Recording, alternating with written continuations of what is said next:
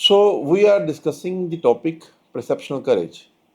It was just a topic initially, but it is a vast topic, obviously, and so we are trying to uh, let it unfold it in its own pace, and so that's why we are uploading this topic in episodes, and this is presenting in front of you in the form of series.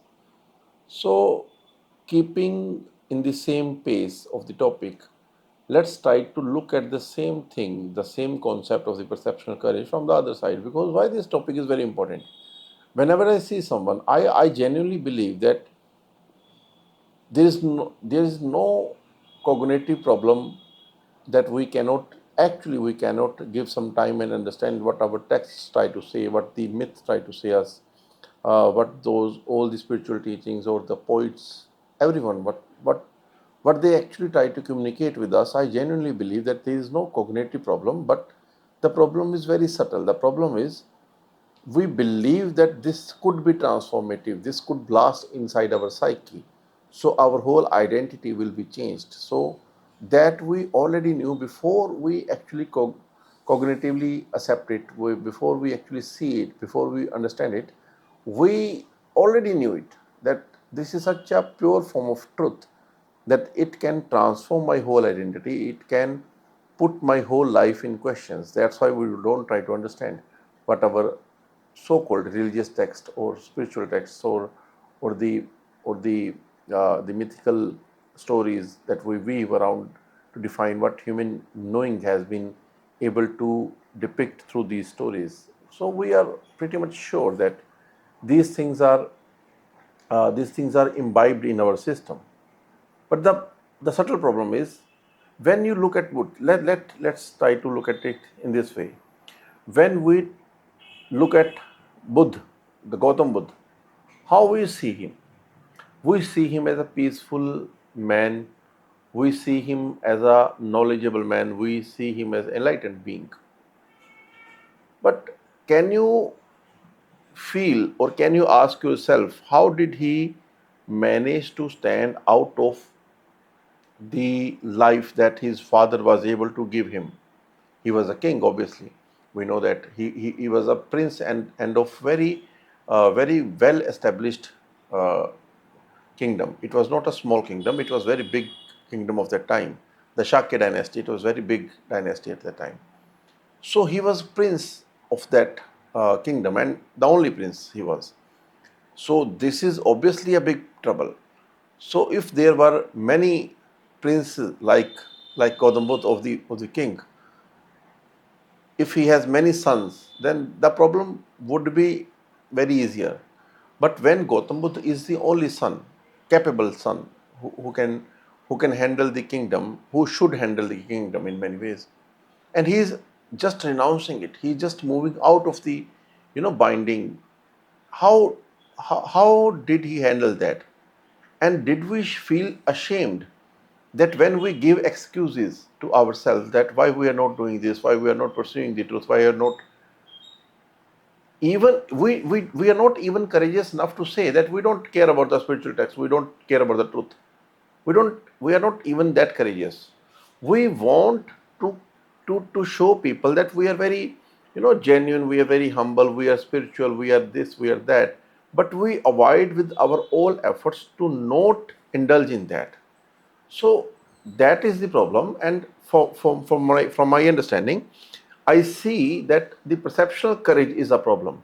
So that's why we are discussing this idea. So coming back to Buddha, so can we say that Gautam Buddha should have faced some dilemmas, dualities as we feel in our life, that we say that we can do this, we are capable to do this, but the thing is I have to do this responsibility, that's why we have to carry the life. So can we get inspired by Buddha by looking at his courage? And obviously he was, I usually say that this idea that when I see Gautam Buddha, I see him as a courageous man ever lived on this planet. But we have made him very aesthetically, very silent, very unquestionable, always smiling. That is what we perceive Buddha. How he was capable, how a man like him, who has such a delicate heart, who has such a heart of flowers, and that's why he can blossom like a flower later, and we symbolize him as lotus. So a man of the heart of a flower can somehow abandon his own wife for the sake of truth or enlightenment, or what we want to say. Can we see the courage? Can we see the inferiority complex, the cowardness in Alexander or every emperor in the history, that how insecure, how much inferiority complex has been haunted him, so that he want to prove himself by conquering someone? Can we see this scenario in this angle, from this way?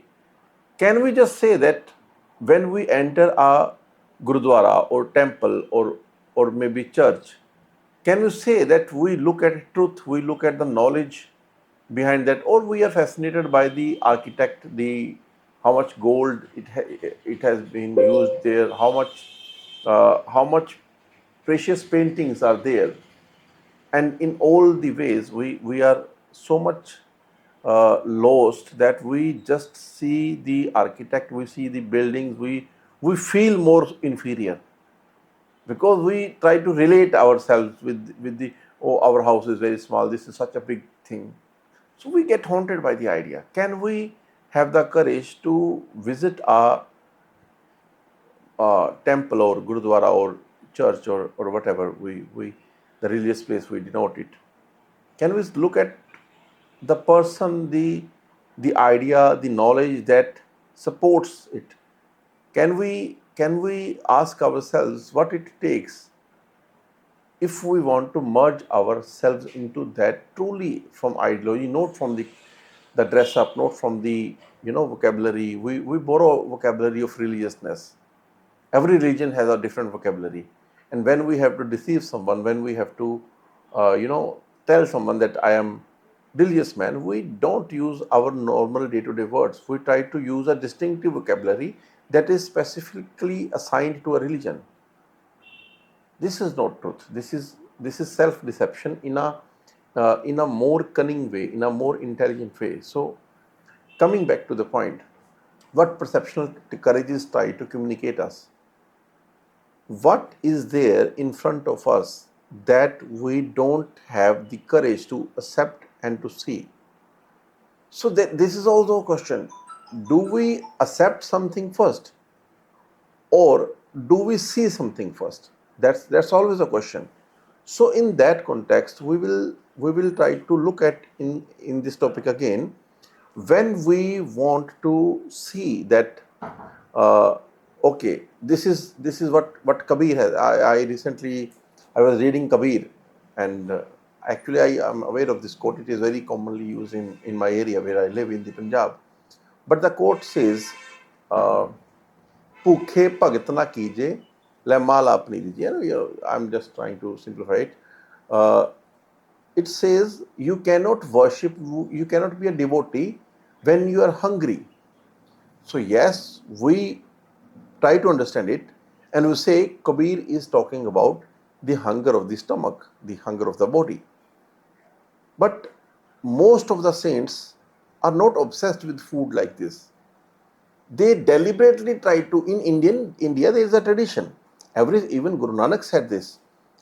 He said that thoda khana, thoda sona. He's tried to teach us in a way that we should uh, eat very minimum that just survives our beings, and we should sleep very minimal. We should not be sleeping like lying down and sleeping till as we are rehearsing for death. We sleep like that. So he is trying to teach us that our sleep should be minimal and our food should be minimal, so that it survives us. Because the ideology, I am not saying that this is the perfect truth, but I am saying what he is trying to show. The idea behind that was, when we are not, when our own desires are not under our control, the food will serve the tendency which is hidden inside me. So when I am, let's say I am vulgar, I am sexually oriented, I am over sexually oriented, then I cannot transform my that orientation. So for me, the solution is just reduce your food minimal to the minimal and reduce your sleep to the minimal, because these two things improves when we eat the lavish food and when we sleep like a luxury sleep. It increases tamas and rajas to guna in our tendency. Uh, we will discuss it some another day, but this is what we try to say, what we try to understand, what this idea is. So I hope this is not a complete argument. I will try to complete it in next video and maybe a few more video, but don't try to jump on any conclusion. Returning back to Kabir, Kabir was talking about the hunger in our being, hunger in our psyche. When we see someone having a good car, or having something more superior, then we feel agony. We feel we compare ourselves with that, and then we feel very annoyed that we don't have that. So Kabir is trying to say through that wording that bhukhe bhagat na kijiye, that you cannot be a good devotee unless all the hungers to the world is not died in you. That's what Kabir is trying to communicate us, and we have no perceptional courage to perceive that. So we perceive it in a way that okay, we should eat less because this is somewhat in our control. But how not to get fascinated by the idea of the money, by the idea of the world, this is not in our control. So this is the topic which we have developed so far. The inquiry, the understanding is ongoing. We will discuss in another video. Till then, keep thinking on this topic. Thank you.